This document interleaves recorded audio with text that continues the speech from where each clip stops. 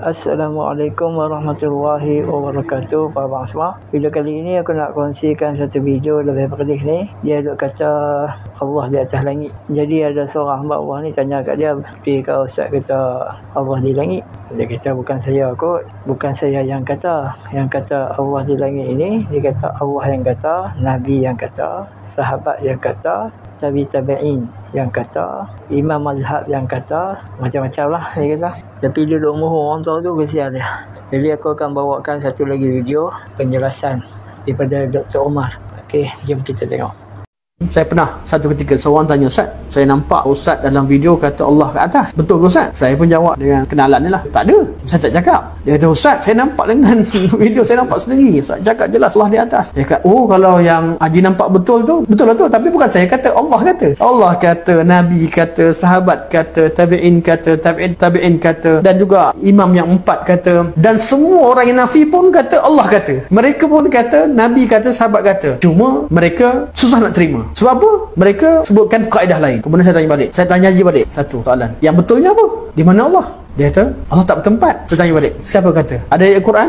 Ada hadis Nabi SAW? Satu hadis ya. Ada kalam isteri-isteri Nabi SAW, sahabat-sahabat Nabi SAW, generasi awal. Ada kalam tabi'in, tabi'in, tabul atba', kalam imam 4. Tak ada. Dari mana datang? Kaedah tu tak wujud. Sebab kita kaedah tu diambil dari luar. Kaedah ni digunakan untuk menghukum semua ayat Quran, semua hadis berkaitan dengan sifat, berkaitan dengan Allah. Takkan kita semua dalil ni perlu tunduk dengan satu kaedah yang diambil dari mana pun kita tak tahu sumbernya. Allah tak bertempat. Ribu anak tu kata, Ustaz, ribu ke Ustaz? Ribu. Cerita istiwa saja 7 ayat berkaitan dengan Allah turunkan Quran, turunkan rahmat, turunkan hujan, kumpullah semua. Ayat berkaitan dengan naik, Allah angkat amal soleh, kumpullah semua dalil berkaitan dengan benda-benda yang naik, berkaitan Isra' Mi'raj dan sebagainya, kumpul semua sekali. Lebih dari 1000 dalil berkaitan dengan Allah.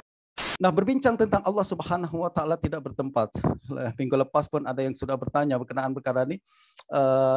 Apakah pandangan ulama berkenaan dengan tempat bagi Allah Subhanahu wa taala? Tuan-tuan, saya akan bawakan pada tuan-tuan sekarang pandangan ulama yang mewakili jumhur ulama. Mereka mengatakan bahawa Allah Subhanahu wa taala tidak bertempat dan tidak berarah. Tempat maknanya adalah satu wadah. Tempat adalah satu wadah, satu kontainer. Dan Allah Subhanahu wa taala tidak mungkin berada dalam wadah macam tu.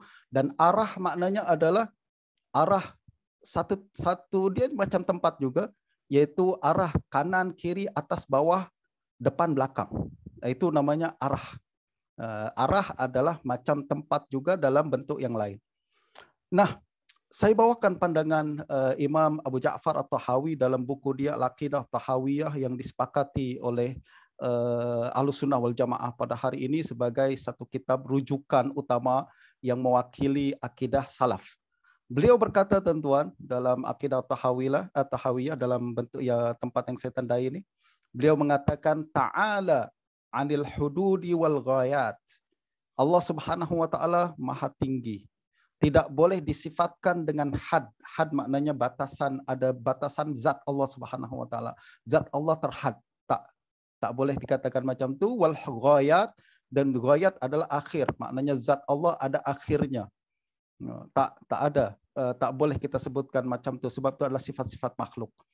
Wal arkani wal a'dha'i wal adawat. Allah Subhanahu wa taala juga tidak boleh disifatkan dengan arkan. Arkan adalah anggota tubuh, bagian-bagian. Kalau manusia ada wajah, ada tangan, ada kaki, ada telinga, itu namanya arkan.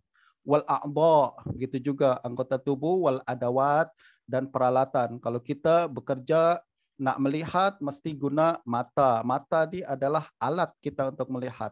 Allah Subhanahu wa taala kita katakan Allah Maha melihat tapi tidak menggunakan alat. Tak macam makhluk. Makhluk melihat menggunakan alat.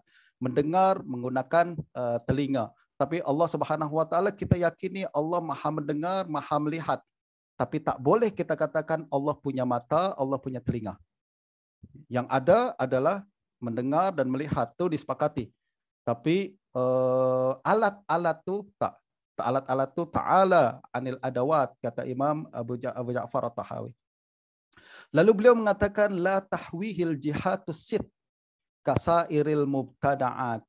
Allah Subhanahu wa taala tidak tidak menempati atau tidak bertempat di arah yang 6. Apa tuh arah yang 6? Yaitu atas, bawah, depan, belakang, kanan, kiri. Itu semua adalah arah. Dan kata Imam At-Tahawi, la tahwihi al-jihatus sit. Allah tidak bertempat di arah yang 6 tersebut. Ini jelas ucapan Abu Ja'far Tahawi menafikan tempat bagi Allah Subhanahu wa taala dan juga menafikan arah.